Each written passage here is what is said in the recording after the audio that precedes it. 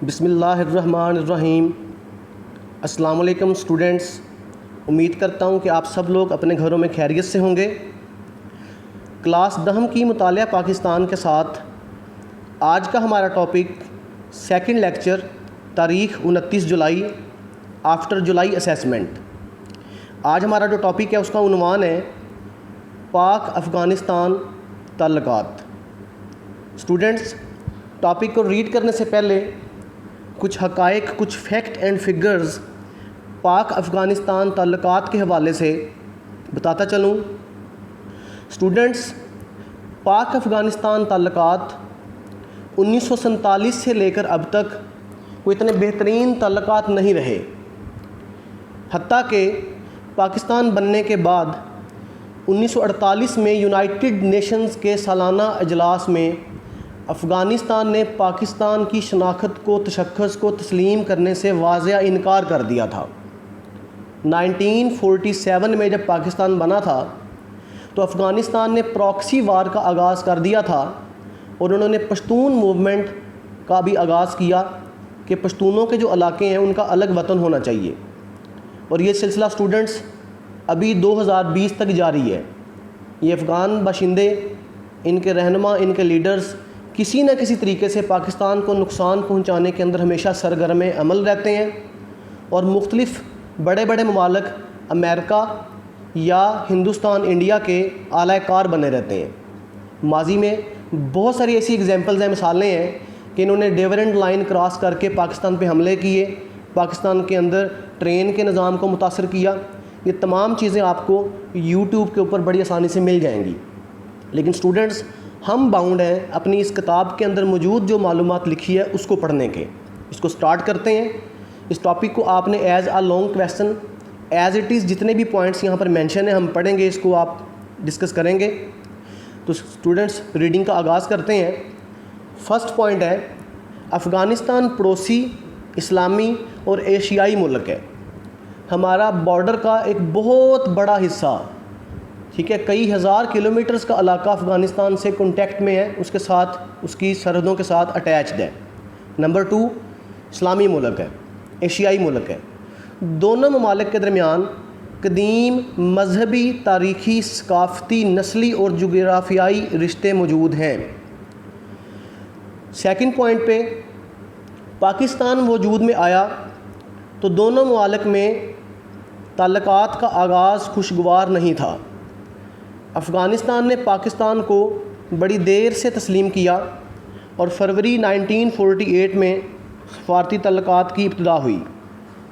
تیسرا پوائنٹ ہے، برطانوی ہند اور افغانستان کے درمیان بارڈر کے تعین کے مسئلے کو ہمیشہ کے لیے حل کرنے کے لیے 1893 میں سیکرٹری وزارت خارجہ حکومت ہند سر ڈیورنڈ نے افغان بادشاہ امیر عبد الرحمن سے مذاکرات کیے اور ایک معاہدہ لکھا گیا جس کی روح سے سرحد کا حتمی تعین کر دیا گیا، یعنی کہ افغانستان کی باؤنڈری ڈکلیئر کر دی گئی۔ افغانستان نے ڈیورنڈ لائن کو بین الاقوامی سرحد مان لیا۔ نمبر 4 پوائنٹ، افغانستان چاروں اطراف سے خشکی میں گھرا ہوا ملک ہے، اسے سمندر تک رسائی حاصل نہیں، کوئی بھی سمندر نہیں لگتا ان کو۔ دوسرے ممالک سے تجارتی تعلقات کے قیام میں افغانستان کو دشواری پیش آ رہی تھی، سٹل ابھی بھی آتی ہے ان کو۔ حالات کو دیکھتے ہوئے پاکستان نے افغانستان کو راہداری کی سہولتیں دینے کا اعلان کیا، یعنی کہ پاکستان نے اپنے رستے فراہم کیے کہ آپ پاکستان کے رستوں کو استعمال کرتے ہوئے اپنے تجارتی مقاصد حاصل کر سکتے ہیں۔ کراچی کی بندرگاہ سے سامان لانے اور لے جانے کی اجازت دے دی گئی، سمندری رستے بھی ہم نے دے دیے۔ بھائی چارے کو برقرار رکھنے کے لیے پاکستان نے ہمیشہ دوستی کے ہاتھ کو پہلے بڑھایا ہے افغانستان کی طرف، لیکن ہمیشہ جواب میں ہمیں ان کے ہاتھوں میں، ان کی آستینوں میں چھپے ہوئے سانپوں نے ڈسا ہی ہے ہمیشہ۔ 5واں پوائنٹ ہے، اپریل 1978 میں افغانستان میں ایک فوجی انقلاب اور دسمبر 1978 میں روسی افواج کے افغانستان میں داخلے سے تعلقات میں دوبارہ تلخی پیدا ہوگی۔ اس انقلاب کے نتیجے میں اس کے کچھ اثرات پاکستان پر بھی آئے، یہاں پر بھی پشتون موومنٹ دوبارہ شروع ہو گئی۔ افغانستان حکومت نے مخالفین کو کچلنے کے لیے روسی فوج کو وسیع پیمانے پر استعمال کیا، جس کی وجہ سے لاکھوں افغان باشندے اپنا گھر چھوڑ کر پناہ حاصل کرنے کے لیے پاکستان میں داخل ہوئے۔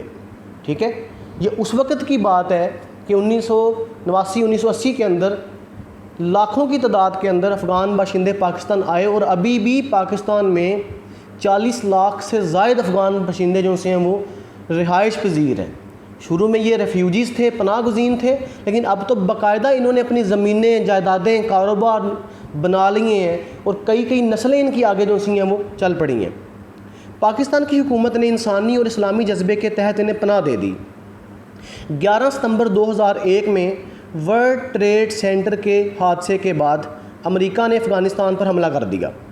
افغانستان میں طالبان کی حکومت ختم کر دی گئی اور وہاں نئی حکومت قائم ہوئی۔ حکومت پاکستان نے نئی حکومت کے ساتھ بھی تعاون کا اعلان کیا اور افغانستان کی تعمیر نو کے لیے مالی امداد بھی دی اور مزید امداد دینے کا وعدہ بھی کیا۔ 2019 میں افغانستان کے صدر نے پاکستان کا دورہ کیا اور وزیر اعظم پاکستان سے ملاقات کی۔ اس موقع پر دونوں رہنماؤں نے خطے میں امن اور خوشحالی کے لیے مل کر کام کرنے، تجارتی راہداری اور باہمی تجارت میں حائل رکاوٹوں کو دور کرنے پر اتفاق کیا۔ مستقبل میں دونوں ممالک کے درمیان اچھے تعلقات کی توقع کی جا رہی ہے، لیکن بیٹا یہ صرف توقع ہی ہے۔ جب تک افغانستان دوسروں کا سہولت کار یا اعلیٰ کار بنا رہے گا، امریکہ، اسرائیل، ہندوستان جیسے ممالک کا اعلیٰ کار بنا رہے گا، اپنی جو اسلامی سالمیت ہے اس کو برقرار نہیں رکھے گا، تب تک میں سمجھتا ہوں کہ پاکستان اور افغانستان کے تعلقات اتنے اچھے نہیں ہو سکتے۔ اسٹوڈنٹس، ٹاپک ہمارا کمپلیٹ ہو گیا۔ اس 7 کے 7 پوائنٹس بیٹا آپ نے یاد کرنے اچھے طریقے سے، تو آپ کا یہ لانگ کویسچن کمپلیٹ ہو جائے گا۔ اجازت چاہتا ہوں، اللہ ہم سب کا حامی و ناصر ہو۔ السلام علیکم۔